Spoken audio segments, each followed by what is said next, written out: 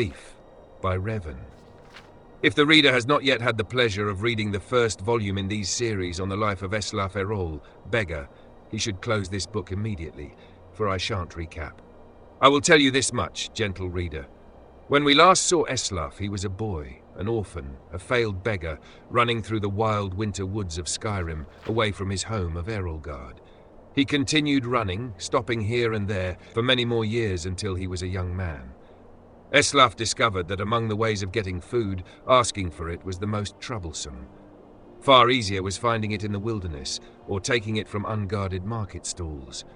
The only thing worse than begging to get food was begging for the opportunity to work for the money to buy it. That seemed needlessly complicated. No, as far as Eslaf was concerned, he was best off being a scavenger, a beggar and a thief. He committed his first act of thievery shortly after leaving Erolgard, while in the southern woods of Tamburkar, in the rugged land near Mount Jensen, just east of the village of Horbeld. Eslaf was starving, having not eaten anything but a rather scrawny raw squirrel in 4 days, and he smelled meat cooking and then found the smoke. A band of minstrel bards was making camp. He watched them from the bushes as they cooked and joked and flirted and sang. He could have asked them for some food, but so many others had refused him before. Instead, he rushed out, grabbed a piece of meat from the fire, and wincing from the burns, scrambled up the nearest tree to devour it while the bards stood under him and laughed. "What is your next move, thief?" giggled a fair, red-headed woman who was covered with tattoos. "How do you intend to disappear without us catching and punishing you?" As the hunger subsided, Eslaf realized she was right. The only way to get out of the tree without falling in their midst was to take the branch down to where it hung over a creek. It was a drop off a cliff of about 50 feet. That seemed like the wisest strategy, so Eslaf began crawling in that direction.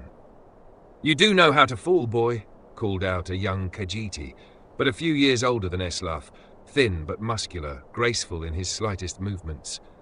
"If you don't, you should just climb down here and take what's coming to you. It's idiotic to break your neck when we just give you some bruises and send you on your way." "Of course I know how to fall," Eslaf called back, but he didn't. He just thought the trick of falling was to have nothing underneath you and let nature take its course. But 50 feet up, when you're looking down, is enough to give anyone pause. "I'm sorry to doubt your abilities, Master Thief," said the Khajiit, grinning.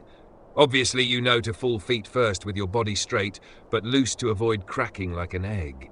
It seems you are destined to escape us." Eslaf wisely followed the Khajiit's hints and leapt into the river, falling without much grace but without hurting himself. In the years that followed, he had to make several more drops from even greater heights, usually after a theft, sometimes without water beneath him, and he improved the basic technique. When he arrived in the western town of Jallenheim on the morning of his 21st birthday, it didn't take him long to find out who was the richest person, most deserving of being burgled. An impregnable palace in a park near the center of town was owned by a mysterious young man named Suoibud. Eslaf wasted no time in finding the palace and watching it. A fortified palace, he had come to learn, was like a person, with quirks and habits beneath its hard shell. It was not an old place. Evidently, whatever money this Suoibud had come into was fairly recent. It was regularly patrolled by guards, implying that the rich man was fearful of being burgled, with good reason. The most distinctive feature of the palace was its tower, rising 100 feet above the stone walls, doubtless giving the occupant a good defensive view. Eslaf guessed that if Suoibud was as paranoid as he guessed him to be, the tower would also provide a view of the palace storehouse. The rich man would want to keep an eye on his fortune. That meant that the loot couldn't be directly beneath the tower, but somewhere in the courtyard within the walls. The light in the tower shone all night long, so Eslaf boldly decided that the best time to burgle was by the light of day, when Suoibud must sleep. That would be the time the guards would least expect a thief to pounce. And so, when the noon sun was shining over the palace, Eslaf quickly scaled the wall near the front gate and waited, hidden in the crenellations. The interior courtyard was plain and desolate, with few places to hide, but he saw that there were 2 wells. One the guards used from time to time to draw up water and slake their thirst, but Eslaf noticed that guards would pass by the other well, never using it. He waited until the guards were distracted, just for a second, by the arrival of a merchant in a wagon bearing goods for the palace. While they were searching his wagon, Eslaf leapt elegantly, feet first, from the wall into the well. It was not a particularly soft landing for, as Eslaf had guessed, the well was not full of water, but gold. Still, he knew how to roll after a fall, and he didn't hurt himself. In the dank subterranean storehouse, he stuffed his pockets with gold and was about to go to the door which he assumed would lead to the tower, when he noticed a gem the size of an apple, worth more than all the gold that was left. Eslaf found room for it down his pants. The door did indeed lead to the tower, and Eslaf followed its curving stairwell up, walking quietly but quickly. At the top, he found the master of the palace's private quarters, ornate and cold, with invaluable artwork and decorative swords and shields on the walls. Eslaf assumed the snoring lump under the sheets was Suoibud, but he didn't investigate too closely. He crept to the windows and looked out. It was going to be a difficult fall for Surtees.